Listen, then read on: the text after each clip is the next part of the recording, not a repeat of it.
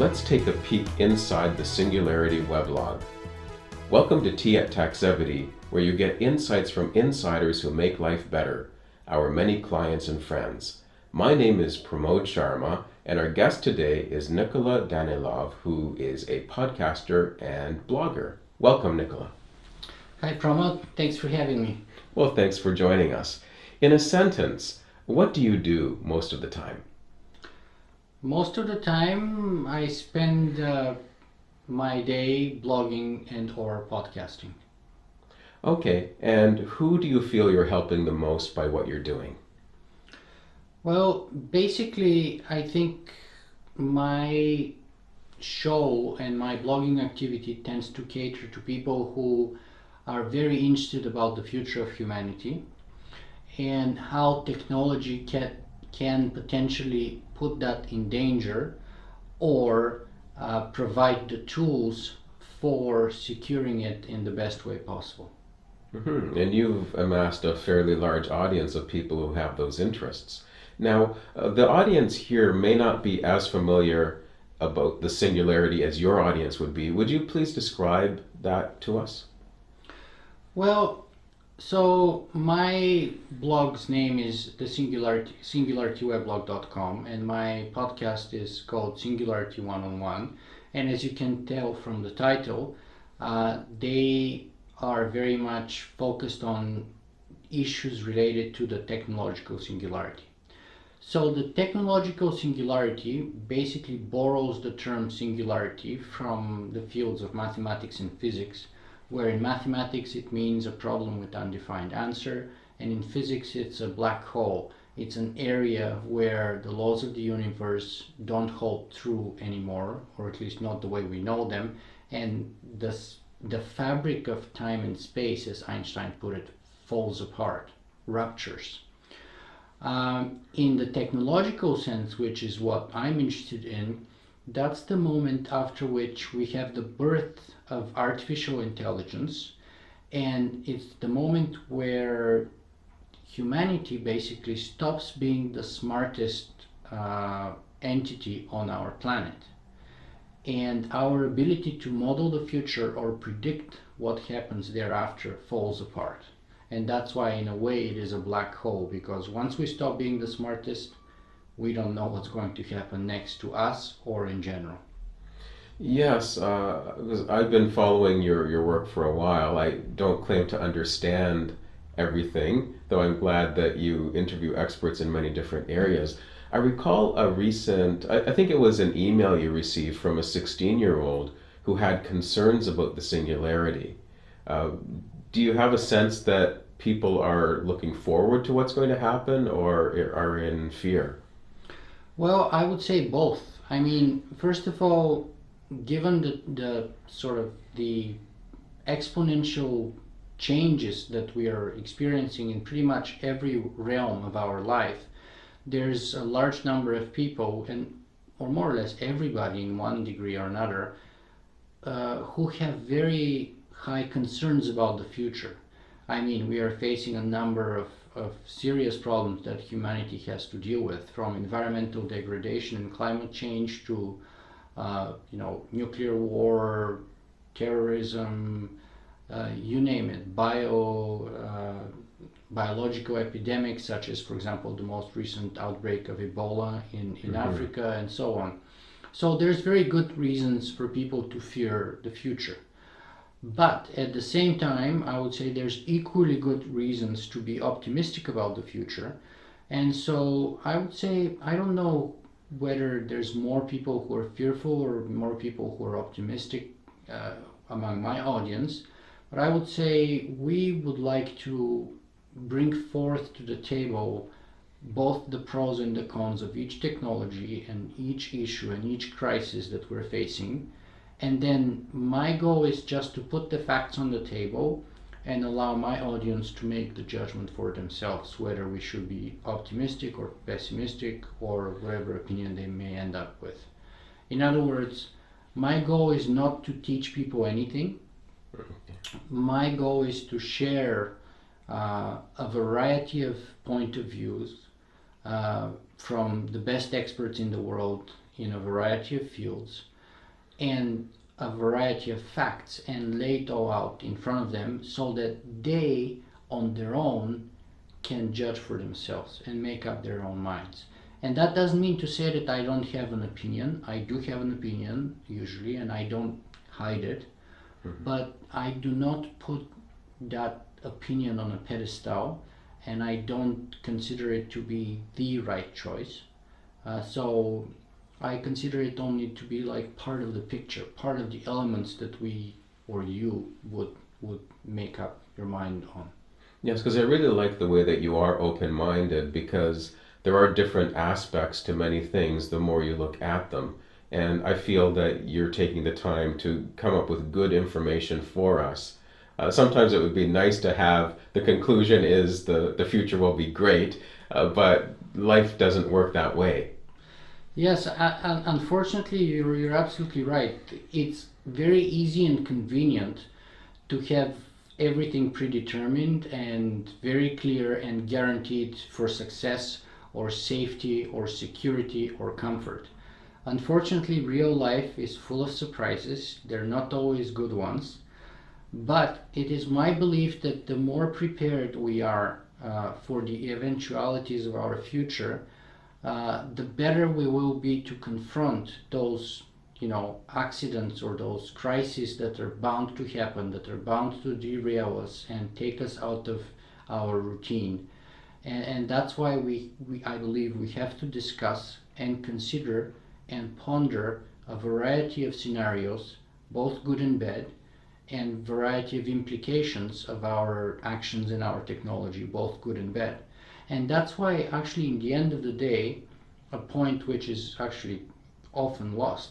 People think that my blog is a blog about technology, but it is not. No. Technology is the context. My blog is actually about ethics, and ethics is the choices that we make. So technology is amoral. What we do with it, that's a moral decision, and therefore that's why ethics is so important. And that's why technology is really just a context, but I want to put stress on our choices and the importance that they make to bring about the results of our future, be it them positive or negative. Okay, well, thank you for giving us that context, because that's helpful. So today we're taking a peek inside the Singularity weblog. When did you get started? Well, I think it's been about 5 years now.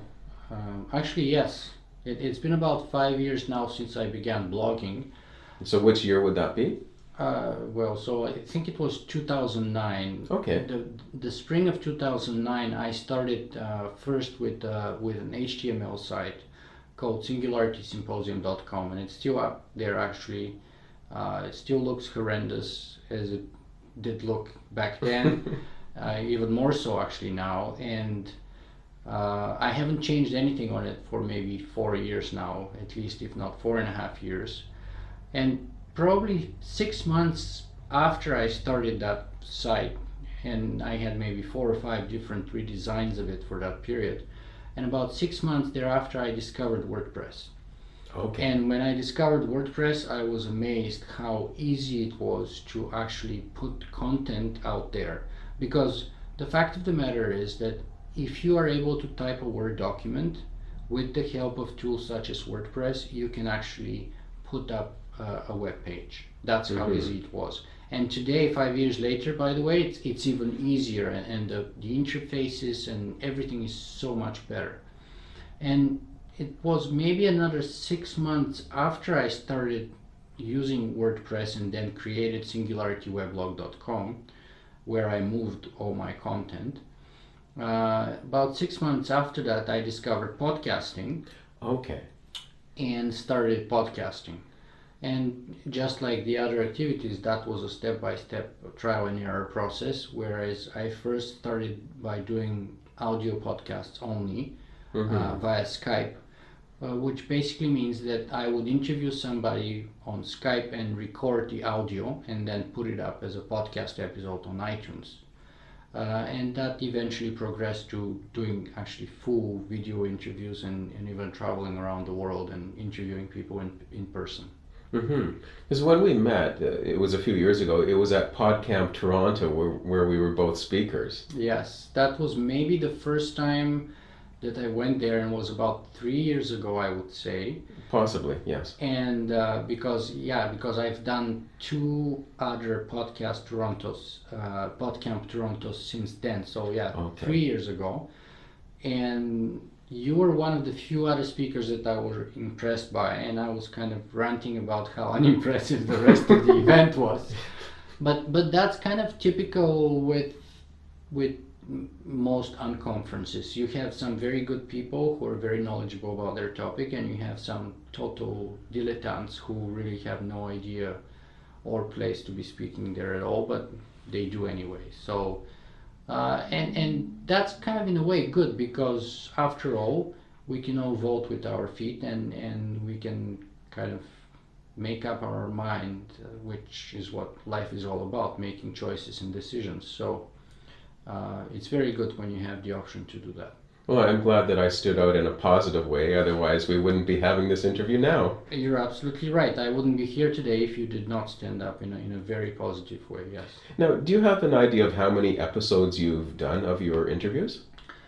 I haven't counted most recently, plus I have another 5 or 6 right now which are on in the editing room. But I've passed the 150, I think, by now, for sure.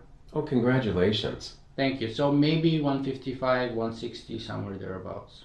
Okay, and how did you get the courage to start, and what kept you going? Well, so let me start backwards. So what keeps me going is passion, right? So first of all, I love doing what I do.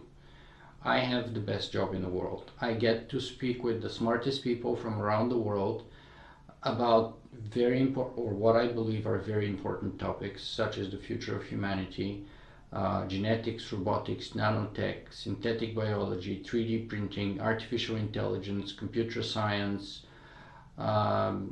amazing things like that. I get to meet the foremost experts from around the world on those topics, and I'm having the time of my life. So I absolutely love this. And as I said before, those are technologies which will make or break our civilization, because they can be used for good as much as they can be used for bad. And so they're a very important issue we have to contend with. They're very interesting. I'm very curious by nature, and I love learning.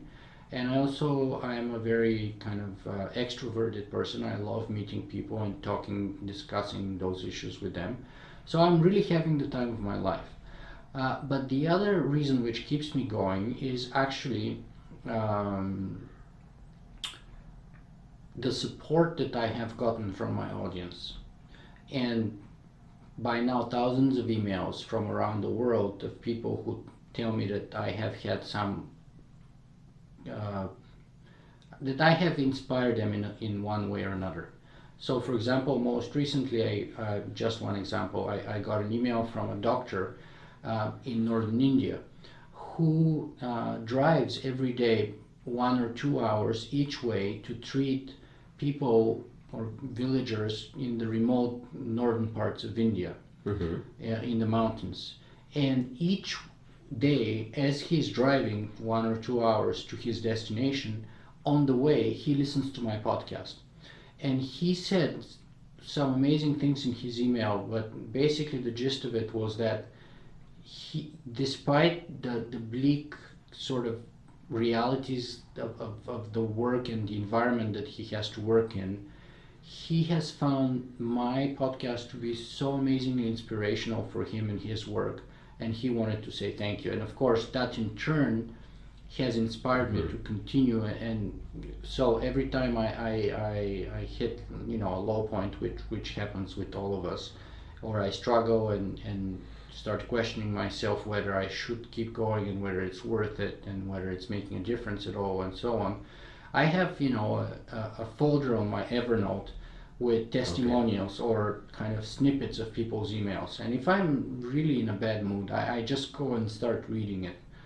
And let me tell you, nothing cheers me up better than this. And I cannot stop I literally am unable to stop. No matter how broke I am, no matter how tough things are, no matter how negatively predisposed I may be towards myself and my own personal ability to do something, after I read this, I cannot stop. So that's, I think, so if there's any moral in this, that would be that passion. Passion keeps me going. Mm-hmm. And the first question was the fear. Yes, And getting the courage to start.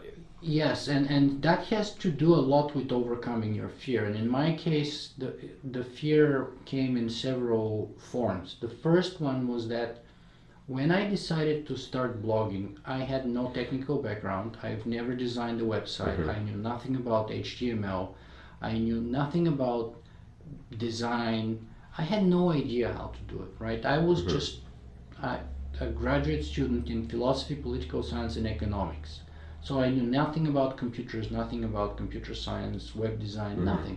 So my fear naturally was like, how could I even do this if I know nothing about it, right? Right.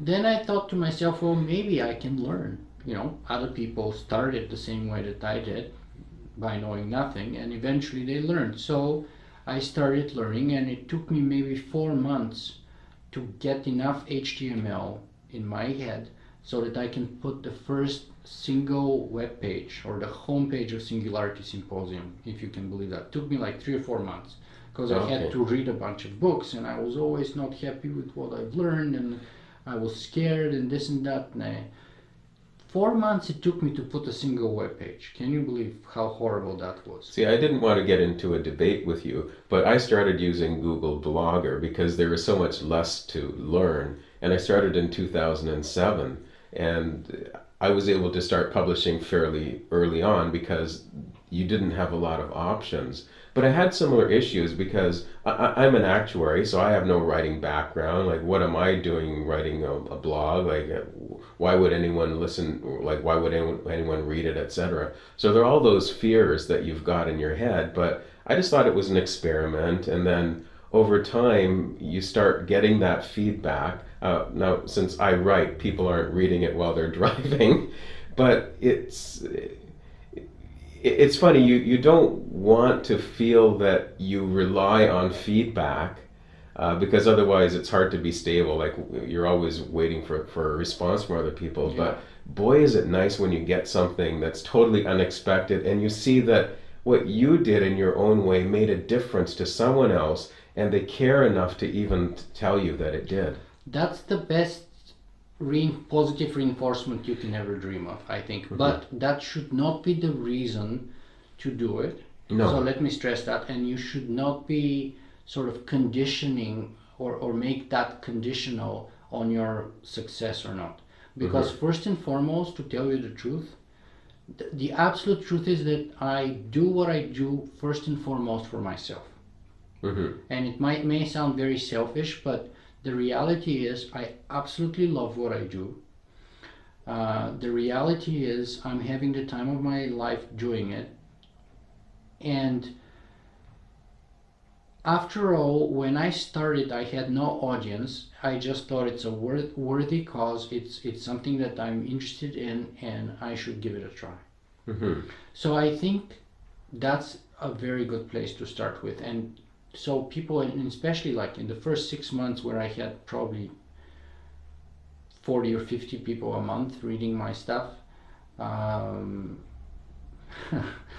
you know, unless you love what you do, you will never persist to the point where it actually starts gaining some audience. I mean, fast forward 5 years later, today I probably reach about 120,000 people a month.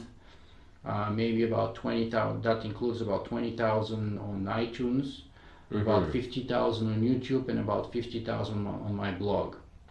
But it took a very long time for this to happen, and actually the real traffic started happening about 3.5-4 years after I started originally.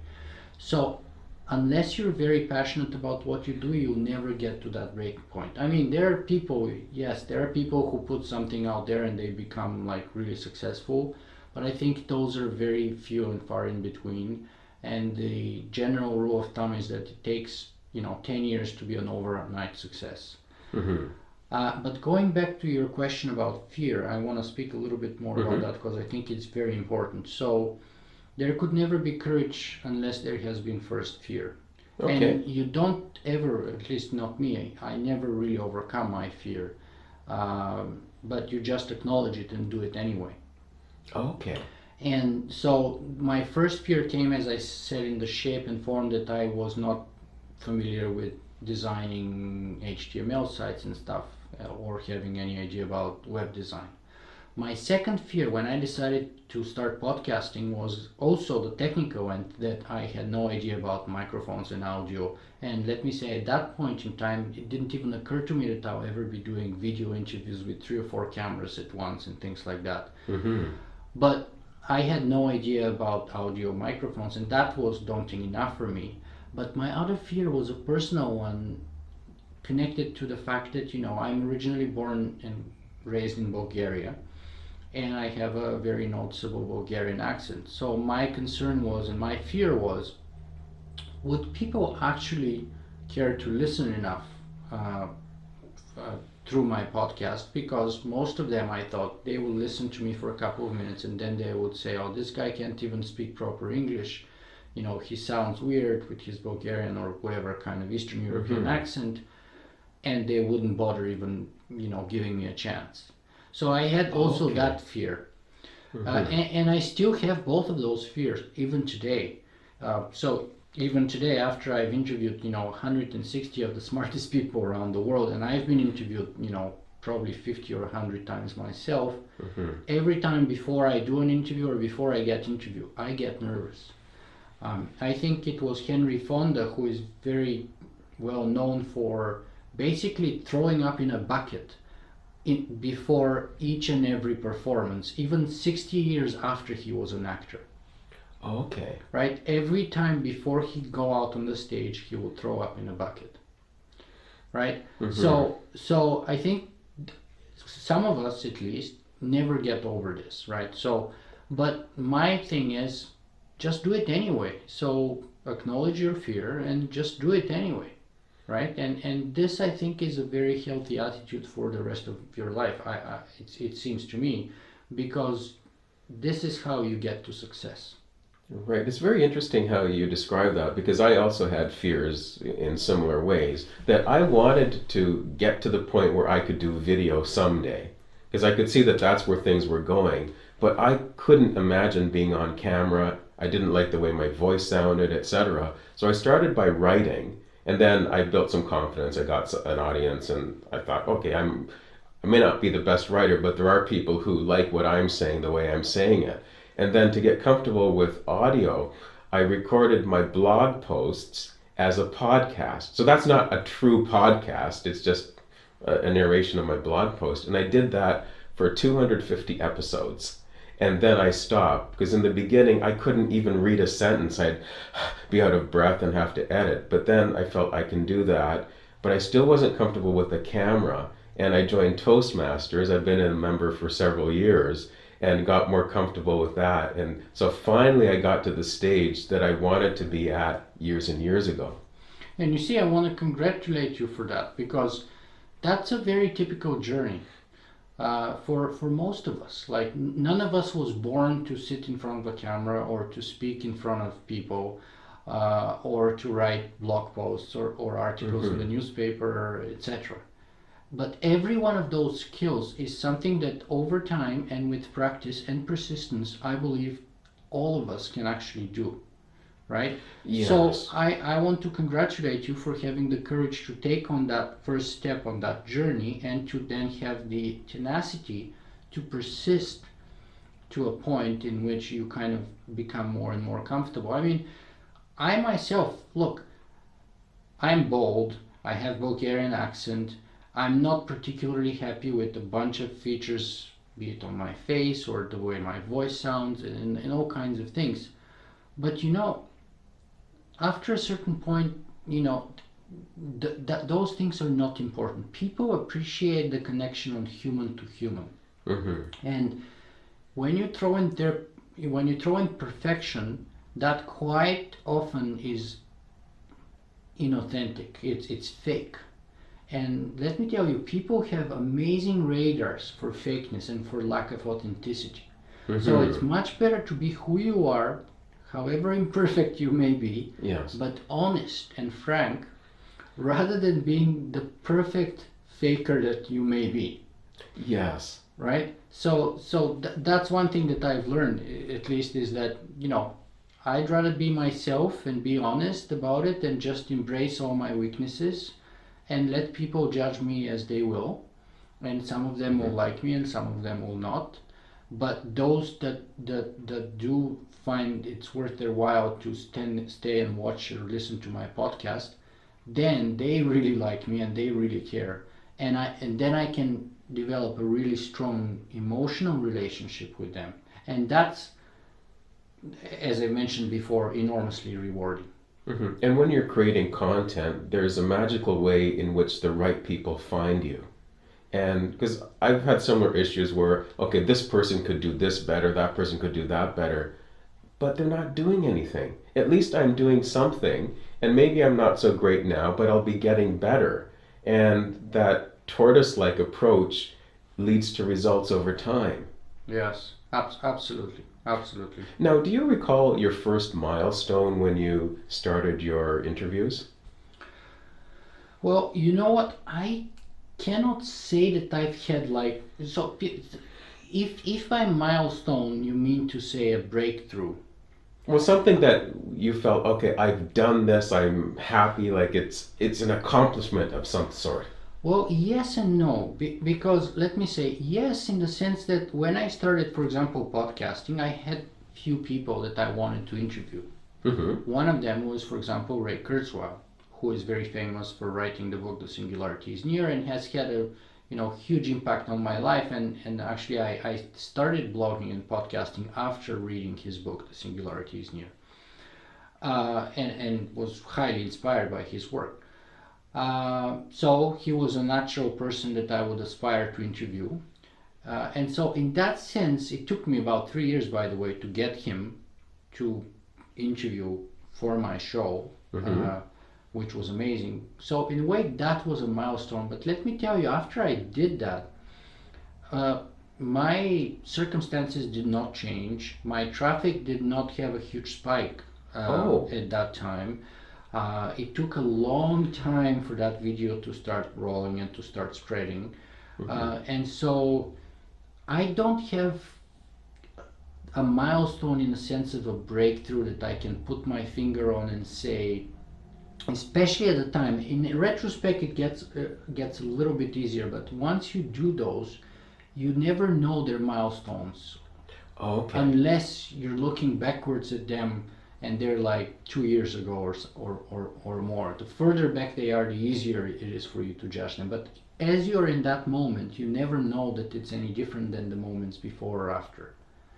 Right? Even if you think that you are, you quite often may find out you're wrong, at least me, right? So there's many times when I thought, if I could only interview such and such person on my show, then it would take care of all of my problems. Or if I can only write such and such article, it would take care of all my problems. Or if I can reach 5,000 people a month, it's going to take care of all my problems. And that's never been the case, first. And second, it's never happened as a single jump or as a simple sort of rush of traffic or sort of explosion of popularity. Everything has happened for me personally kind of at an accelerating pace, but nevertheless one step at a time kind of a pace. And yes, it's accelerating, and in time it's getting better, and that's why I've been able to reach 120,000 people now. But there's never been the milestone that, let's say, I go from 50 to 500. It's always been one step at a time. So my journey has been one about persistence and sort of like taking the long view, the long-term approach. And that's why I believe passion is of crucial importance, because if you're not passionate about what you do, chances are you're not going to persist. I mean, you're gonna blog for a week, 2 weeks, a month, 3 months, but how about 6 months down the road? How about 16 Right. months down the road when nobody still cares or listens or reads your blog? Would you still be doing it? How about 26 months? How about 36 months? Would you still be doing it with the same passion, with the same love, with the same commitment? And if the answer is yes, then by all means go ahead and do it. But if the answer is no, then don't even waste your time to start doing it. Right, because when I started blogging, the milestone I was working towards was to see if I could make it a year. And then once I did, then the next milestone was let's make it 5 years. And then after that, this one hasn't been reached yet, it would be 10 years. Because then that means something, that I started something and I kept with it. So with these particular interviews, the experiment was, can we do 20 interviews? Like, will anyone even agree? And then can we get 1,000 views? So the goals were relatively modest, but for us, they were big stretches. And once we were able to achieve those goals, then it felt, okay, we're doing something, it's legitimate, it's something that we're willing to build more on. Absolutely. And let me say, all numbers are arbitrary when it comes to reach, to traffic, to any milestone is a milestone in our own minds. Right? It's not a milestone which is your milestones will be different from mine. Why? Because of the way you perceive things. For me, 1,000 may be amazing and 1,000 may be nothing, right? That's right. When I started, the first 6 months, I was doing 30 or 40 people a month. Okay. And that was including me, my wife, my mother-in-law, and my cousin. Okay. Right? So we're talking 30 or 40 people a month.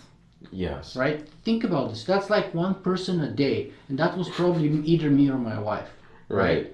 So when you're in that context and you think of 1,000, that's overwhelming. How do I go from 20 or 30 to 1,000? That's absolutely amazing. But now that I reach 120,000 people a month, at this context, my milestone is no longer 1,000. My milestone is 1,000,000 or more. So, for example, my podcast, which goes on YouTube and on iTunes, right now is reaching about 900,000 views on YouTube, and it has had maybe about 600,000 or 700,000 on iTunes. So one is just audio, the other is the video and the audio. Right. And my milestone that I'm looking very much forward to would be passing the 1 million mark on YouTube, which would happen probably in the next month and a half to 2 months tops, the way I'm going right now. And that's only on YouTube, by the way, right? So so that would be a milestone for me, and it would be very nice. But then again, compared to the people that I'm looking at right now, who have like 30 or 40 or 50 million views already, my accomplishments look small. So it's all a matter of perspective and context. Right, because if I look at my 1,000, then at this point I should be depressed, but I'm not, because for us that was a pretty big accomplishment. And it is, because, and you should not underplay this, because you cannot go to 1,000,000 without going through 1,000. Right? You have to go through 1,000, and that's why that connects again to the question about fear and courage, right? People will be fearful because they'd say, I would never reach 1,000,000 because I can't even reach 1,000 now.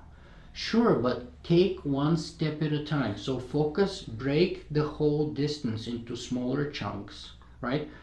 How do you run a marathon? You don't run it all at once if you've never run. You start running, 2 miles, 1 mile a day, 2 miles a day, 3 miles a day, and in a couple of years, and different people go at different pace for a number of reasons, but eventually, if you train long enough, and if you have that as a firm focus goal, you would reach it, and you will be able to do it. And that's no different. You learn the technology, you get the skills, you get the confidence, and eventually you'll do it. So I want to stress it again, that to get to 1,000,000, you have to go through 1,000. Before you start running, you have to learn to crawl, and then to walk, and then you start running. Absolutely. Now, I wanted to ask you more about your interviews. because you do them in three different formats. You do some on Skype, you record some in Toronto where we live, and then sometimes you go to other cities. So if you don't mind, could you give us an idea of what it would cost to do a Skype interview? Yeah, you see, people often tend to not realize the expenditures connected to doing those things. And that's exactly what I wanted to ask you, because it just seems like, okay, Skype, like you're paying for the internet, like it would be free, but it turns out it isn't really. Well, nothing is really free when you think of it. Mm-hmm. I mean, Google is free, but it's not really free. Facebook is free, but it's not really free, right? So nothing is really free. There's always one cost or another of everything that we do. So going to the topic of my interviews and how they cost, let me see if I can break it down for you. So I do interviews, let's say on Skype, and people think, oh, that's got to be free. Sure, it's free, but I have started, because it takes me, after I do an interview on Skype, I end up with 4 files. 2 audio files, one for me and one for the person that I've interviewed, and 2 video files, one for me and one for the person that I've interviewed. So then I have to spend a considerable amount of time. In my case, because I totally suck and I'm very terrible at editing, sometimes takes me like 2 days to edit that interview and put it together properly. And let me say, properly doesn't mean very well in my case, just kind of properly. So it takes me 2 or 3 days to edit and put it together, and so with kind of questionable quality. Well, I think you have very high standards. To me, your quality is amazing, but I know that you keep working on improving things. Yeah, but I have gotten to a point about 6 months or a year actually ago now that I've noticed that, my best spent time is time spent on preparing for interviews and doing interviews. So I actually started, and instead of, so it's better for me to focus on working on new content and getting ready for a new interview rather than editing videos. That's the best way I can spend my time, because I am stronger at that end than at the editing end. So what I've started doing is I've started actually outsourcing my video editing. So right now it costs me $60 to edit a Skype video. Now, so the free video already has a $60 cost. Then I would have, in the last maybe 30 or 40 episodes of my interviews, I have a sound engineer who actually volunteers his time very nicely to edit just the sound and improve the sound quality of my sound files. You mean even for a Skype interview? Even for a Skype interviews, yes, because the quality of the audio of a Skype interview can be improved considerably. If you know what you're doing, that is, right? If you're a sound engineer, you would know how to improve it, and you can make a big difference. Thirdly, then there's the hosting costs. Right, so I put my Skype interview on YouTube, which is free, but I also strip off the audio, which goes to iTunes, but it's not hosted by iTunes. It's hosted by Amazon S3. And they charge based on storage and bandwidth, and storage.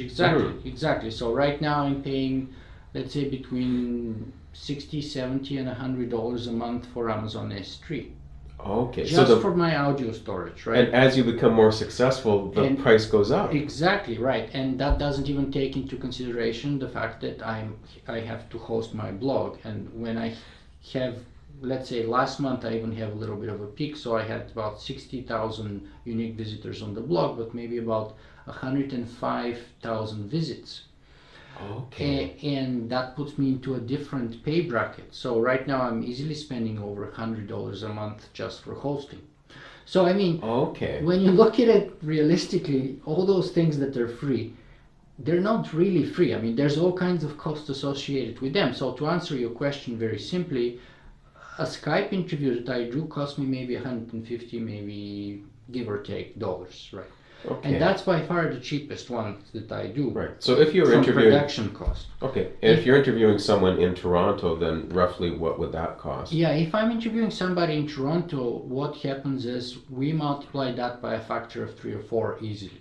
Oh, but what is added to the cost? Because what I do now is, first of all, that's variable cost that I'm referring to. That doesn't include the fixed cost of you purchasing all the equipment to do a proper in-person interview, right? Yes. So if you do Skype interviews, then your fixed cost is a laptop or a computer with a webcam and a microphone. Yes. But you can start with just a laptop with the built-in camera and the built-in microphone. But you still have to have the laptop, so that's the fixed cost. The variable cost is then whatever you pay per episode as each episode is being produced. When you do interviews in person, your fixed cost is the fact that you have to buy all the microphones, the lights, the cameras, the stands, the tripods, all kinds of small things, the bags to carry things about, which, you know, they're getting better and better all the time, but they still easily add up to thousands of dollars. Because I visited you at your place and you showed me your equipment, and you're telling me that everything in that box was like $10,000 or something like that. Right now it's more like 15,000 maybe. Wow. To be honest. Yeah. And it's not that these things are filling rooms; they're fitting in a box. They fit in 2 backpacks, but they are about, I think, about maybe $13,000 to $15,000. But right now, when we go and shoot an interview, we have somewhere between 3 and 4 cameras on an interview, right? So you have to have the cameras, you have to have the lenses, the tripods, the stands, all those things.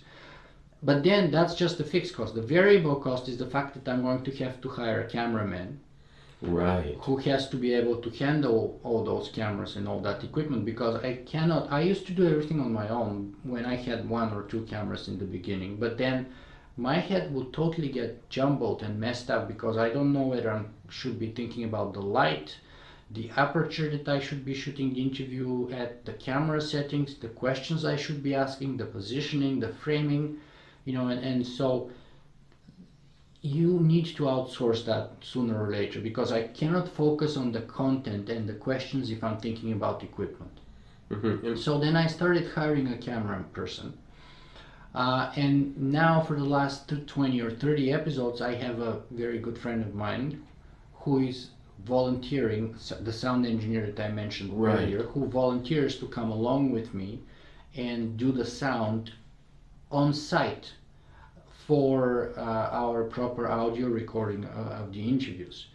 And you know, he's very generous and as I said, he volunteers, but I try to pay as much as possible, as often to possible, in a variety of different forms and ways. Right. Okay. And my means right now are not, you know, enormous, but I try to consider his time and effort that he are very considerably spent on my project.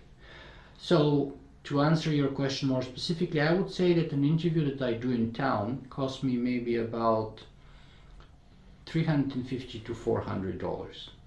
Okay, and if you're going because we have also transportation costs and things like that, right? Even though if it's in town, we have to go there with a car usually, because we're bringing a lot of equipment with us. We have to pay for parking, for gas, you know, sometimes all kinds of expenditures like this.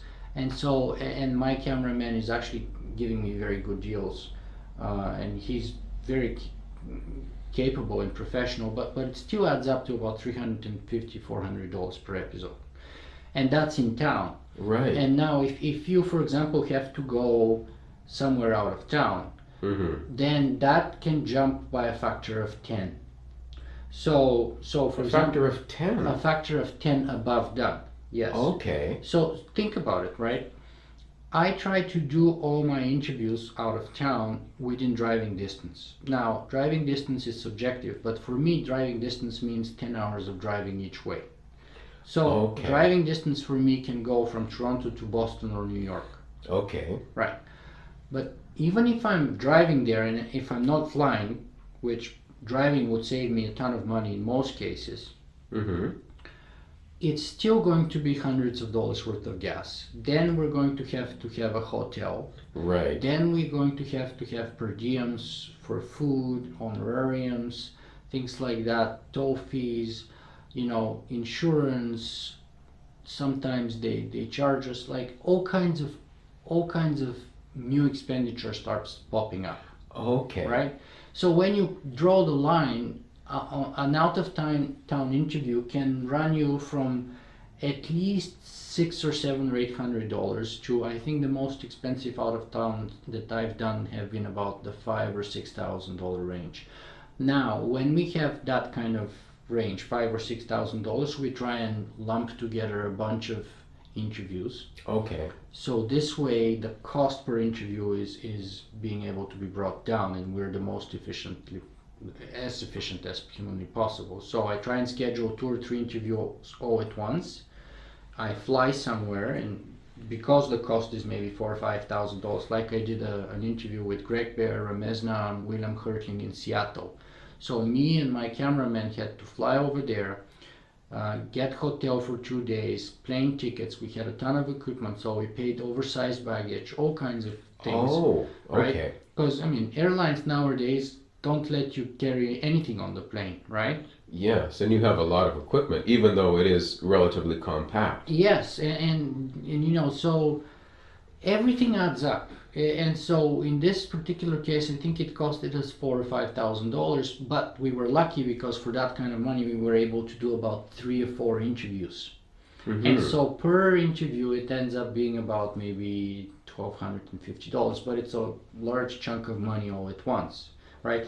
Which is why it's been so amazingly helpful that at this point, I've been very fortunate to actually have a producer who is a very generous person. He's a businessman in Portland, Oregon. Okay. And he's actually picking up much of the cost and quite often pays pretty much for everything that I have to incur. But at any rate, he's not always able to do it. He does it most of the time recently, but not always. Mm-hmm. And at any rate, and we try to give him, of course, the least amount of expenditure possible. Absolutely. Try to be as frugal as possible, but still, those costs add up very quickly. And so far, we haven't included anything for your own time. Like you're just looking at other costs that are out-of-pocket costs. That's true, but again, here's another thing about passion. Passion is this that you will do even if nobody were to pay you for doing it. Right. That's what passion is for me. Mm-hmm. For me, passion is that if you love painting, you're gonna get to paint no matter what. Like right. Van Gogh was never ever able to sell a single painting, and yet he painted for most of his life, right? If you love photography, you'll take pictures. If you love music, you'll play the piano or whatever it may be. So that's what passion is about. So I'm not worried about, my motivation is not to become a millionaire or something like that. My motivation is to make a difference and enjoy myself in the meantime. Right. and so I mean it's for others to say how successful I've been in that, but from my point of view, I can say that I'm having a blast. Right. So with these particular interviews, like I'm donating my time, but I still have to pay for the equipment and I have to pay for the videographer and the editing, because not everyone shares the same passions. which is fine. Well, of course, but I have to pay for my cameraman too. Yes. Right? And he loves and appreciates my work, but he has a family to feed and he has to pay his rent and his mortgage and stuff like that. And so I cannot expect people would come and work for me for free, especially since I demand the best of quality. Yes. And highest responsibility and all delivered within a reasonable timeline. So I cannot expect that it will be all done for free. So I can do myself. I can volunteer myself, but I cannot volunteer other people. Okay. Now, when you're preparing for an interview, how much time does that take, and what is your process typically? That's the other area that people kind of often misunderstand or misappreciate. In my case, if I don't spend at least one full working day, and I would say at least 8 hours preparing for somebody, I can never do an interview. That's the very worst case scenario where something happened so that I managed to get somebody out of the blue unexpectedly, by accident, and just I had to put them in my schedule. That means a minimum of a day worth of preparing. And by preparing, I mean I try and read some of their work, and I try to watch a bunch of interviews with them or about them. But as I said, that's the bare minimum. Usually it's going to be many more days. So let's say if you're a book author, I'd like to read your book in full. And in addition to reading your book, I'd like, and actually if you have more than one book, if you have 40 books, I'm not going to read all 40 books, but I'd like to read more than one. I'd like to read 2 or 3. No, do you pick the most popular books, the most recent? What's your process there? That's a good question. That kind of highly depends on 2 things. First of all, what's going to be the topic, or what's the most relevant to my audience's interests. Okay. So I pick a book which will be the most relevant to my topic and my audience's interest. And secondly, I put within that kind of sphere, I pick the most seminal or best known work or something like that. It's always kind of subjective, right? Mm-hmm. But that's why it's good to pick more than one, right? Because the more you do, my rule is, my experience shows is that the better prepared you are for an interview, the better that interview would go. Okay. And as I said, I actually quite often spend over a week or sometimes 2 or 3 weeks preparing for a single interview, believe it or not. Mm-hmm. Like just recently, just a couple of weeks, I interviewed Hannu Rajaniemi, who is a very well-known young science fiction Finnish writer. And he has 3 books, a trilogy, and I read them, all 3 of them, including watching every single previous interview with him, and reading a bunch of other articles about him, about his work and stuff. So I'm kind of pedantic or crazy when it comes to that. I want to know everything about the person I'll be talking to. I want to know not only about their work, I want to know about their family, I want to know about their pets, if they have any. I want to know about their hobbies. I want to know about whether they're divorced or not. I want to know about, if they've had a bout with cancer, if they like gardening. I want to know as much as I can. Mm-hmm. And my rule is generally that, in each interview, I never prescript my interviews, and I never give away my questions before an interview, by the way. Okay. And we almost never edit my interviews, so they're like, what you see is what you get, because I go after that authenticity that I mentioned before, and that sort of genuine human exchange that I'm looking for. Right. But my rule is basically that I have to be so prepared that during an interview, an intense interview, I should have about 2 or 3 questions whose answers would surprise me. If I have more than 3 questions where your answers are a surprise to me, that means that I have not done my homework well. Okay. Now, I don't want to have an interview where nothing really surprised me, because that means that either I'm keeping it too tight and scripted in my head, even though it's never prescripted and I always try to have a live exchange, but maybe I'm keeping it too much under control, or the person is not kind of connecting with me at the proper level, so that we have this kind of singularity, this kind of genuine, authentic exchange of emotional exchange between 2 human beings. So I want to have some surprise, but if that surprise is too much, that means I didn't prepare properly. Okay, and it looks like you clearly do prepare quite well, and you put a lot of quality into what you're doing. Well, I'd better, because the people that I'm interviewing are honestly some of the smartest people around the world, and they're the best known experts in very specific cutting edge fields of technology usually. So if I'm not prepared, first, it's not a good usage of their time.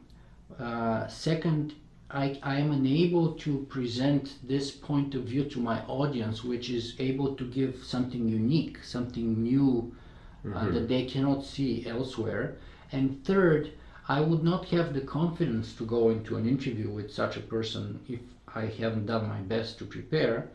And also, perhaps the last point here would be that you have to earn the respect of the person that you're talking to. Now, of course, they would be the expert in the field, and you are just an interviewee. as I am, and we both realize that. But if you could be an interviewee who has done almost nothing and barely touches the surface of the most basic and introductory sort of elements of their work or area of research, or you can be the interviewer who took the time and put the effort to read their book, to watch as many interviews about them or with them, to watch a couple of documentaries perhaps, to consider some alternative opinions from experts who vehemently agree or disagree with their position, and to seek for the biggest questions that you're trying to answer and the biggest problems, flaws, and strengths of your theories and your work.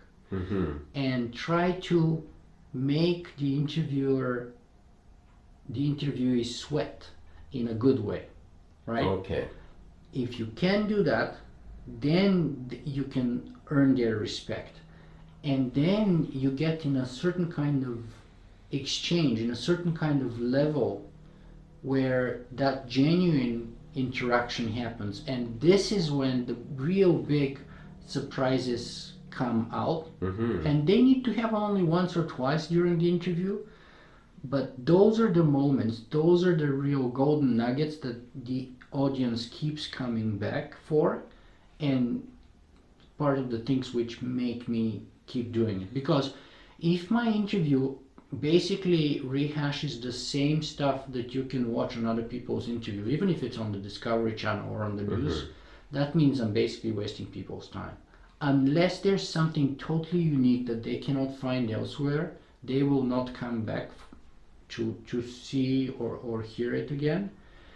And quite honestly, I will probably myself lose a motivation to keep doing it because I can just watch it on the Discovery Channel. Right, because the hope here is that we're touching ground that people have not The hope is experienced exactly before. you bring something new to the table that didn't exist before, and that could be parts of their personality, parts of their humanness, parts of their flaws, parts of their strengths, all kinds of things. It could be a number of things, but you have to be as prepared as humanly possible for each and every case. Right, so I have two more questions I'd love to ask you. One is, how can your audience help you? Well, that's a good question. Right now, the easiest answer to this question would be in two ways. So the first way would be to spread the word, right? To just and you can do that in several ways. You can share my content via social media or via word of mouth, or you can simply leave a comment on singularityweblog.com or on my YouTube channel, or one better than that would be to write a review on iTunes or somewhere else about my show, my blog, my work in general. Okay. Sending me an email also makes a big difference. So that's one major way. And another way is, of course, to make a donation, because the reality is that unfortunately what I do is very expensive, and unfortunately even right now about 85% of my interviews are done on Skype. And the reason for that is not because those people are not willing to sit down with me. I'm so fortunate that right now they are. But the problem is that, for example, just the other day I interviewed an incredible person in Germany, but I just don't have the budget because the numbers I was quoting before that were mainly in North America. Right, driving distance for the most part. For the most part, driving distance, yes, and a few flights here and there to Arizona, to Seattle, but still North America. But if I have to go to China, to Australia, to Europe, then we are going to be going up by another factor of 2, right? So we're going to go easily close to about $10,000, per interview or something like that, because then everything goes up by a lot.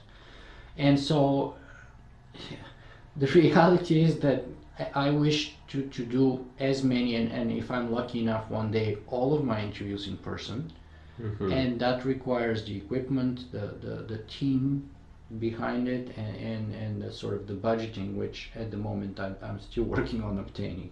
Okay, and what's the single most important message you want our audience to have?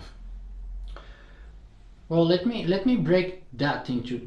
That's kind of like, by the way, the traditional question that I ask always at the end of my interview. So it's Where do you think I got the idea? it's a very fair question to be asked of me, because I've asked it so many times, Mm-hmm. and it's only fair that every once in a while the table is turned on me. So let me break it down into two parts. One would be the sort of the human level, and the other would let's focus on the human level. On the human level, I would say that going back to the fear factor, right? Acknowledge fear, learn that perhaps, at least in my case, I was never able to overcome it or remove it, to remove it out of the picture completely. Mm-hmm. Yet I was able to acknowledge and overcome it in a way by simply just doing it despite of the fear. So I acknowledge it, and so my first message would be, do it anyway. Just Okay. And don't say I cannot do it because of Mm-hmm. something, fill in the blank, but say I will do it despite of Nicely put. anything, Mm-hmm. right? No matter what, I will do it, right? So when I started, I was like, okay, I have to interview Ray Kurzweil no matter what. Right. Because the reality is, if you are a Singularity blogger and you don't talk to the guy who wrote the book, why are you doing, right? And Yes. I'm not saying that that's the only person you have to interview, and I've interviewed 150 others, right? But this is one of those people that you have to have, Right. right? So acknowledge your fear, try to acknowledge your fear and do it anyway. Let's keep it simple. Okay. And then the other one will be more about the future, Okay. because my topic is a futuristic topic, and people are always coming to me and they're asking, okay, so what's the future going to be like? Or what do you think this future is going to be like? Or is this going to be a good future? Or I fear the future, or don't you fear the future, and things like that. So I want to say, the future is not some place where we're going. The future is something we're creating right now in this moment. Okay. The future is built by our actions, and that goes back to our previous conversation about the fact that I never had like a real big breakthrough, but it was a sequence of many small steps that took me from 0 to 50 people a month to 120,000 people a month. Mm-hmm. Right? So connecting that to the future is not some place where we're going. It's not something that exists. The future is being built today by us, each and every step of the way, by each and every decision, and by each and every action we take. Mm-hmm.